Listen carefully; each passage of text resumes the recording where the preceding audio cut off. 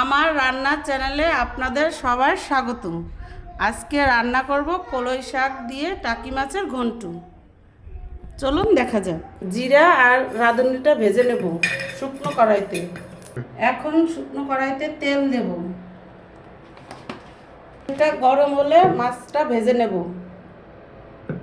এখন মাছটা ভেজে নেব।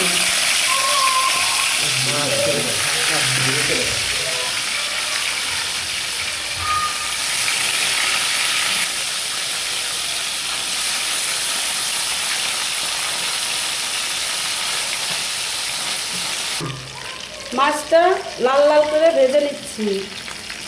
এখন আমি একটা মশলা রেডি করব। প্রথমে পরিমাণ মতো লবণ দেব, দেব শুকনো মরিচের গুঁড়ো, দেব হলুদের গুঁড়ো, সামান্য পরিমাণে জল দিয়ে একটু গুলিয়ে নেব।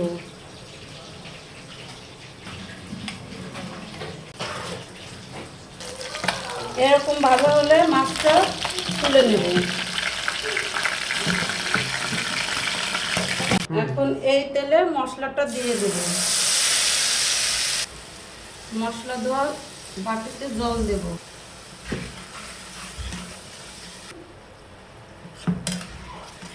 বেশ খানিকক্ষণ মশলাটা কষাবো। মশলা কষানো হয়ে গেছে, মশলার গায়ে এই যে তেল ছেড়ে দিয়েছি।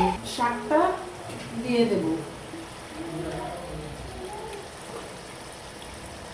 এটা শীতকালীন শাক, আমরা অনেক পছন্দ করি। আমাদের বাসায় এই শাকটা রান্না হলে সবাই এই শাকটা দিয়ে ভাত খেতে পছন্দ করে।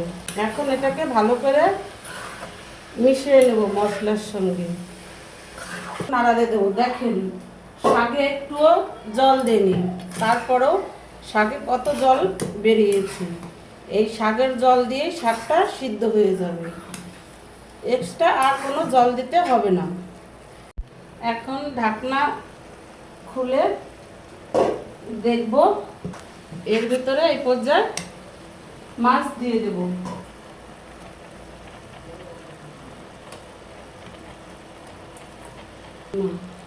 মাছ দিয়ে এখন এটাকে নাড়াচাড়া দিয়ে শাকের সাথে মিশিয়ে দেব।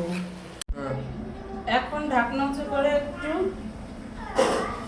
নাড়া দিয়ে দেব, ভেঙে দেব।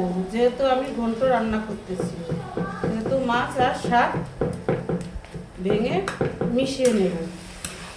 এই শাকে যত মাছ ভেঙে দেওয়া যাবে খেতে ততই ভালো লাগবে।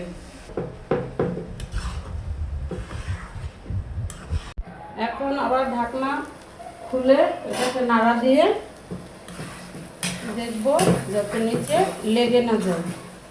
এখন আমি যে ভেজে রাখা জিরে আর রাঁধুনিটা শিলনোড়ায় বেটে নিয়েছি, এখন এটাকে দিয়ে দেব।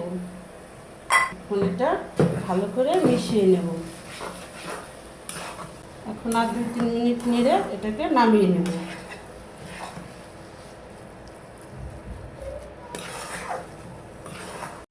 দেখেন এই হচ্ছে আমাদের আজকে দুপুরের খাবার, টাকি মাছ দিয়ে কলই শাকের ঘন্ট। এটা খাবো আর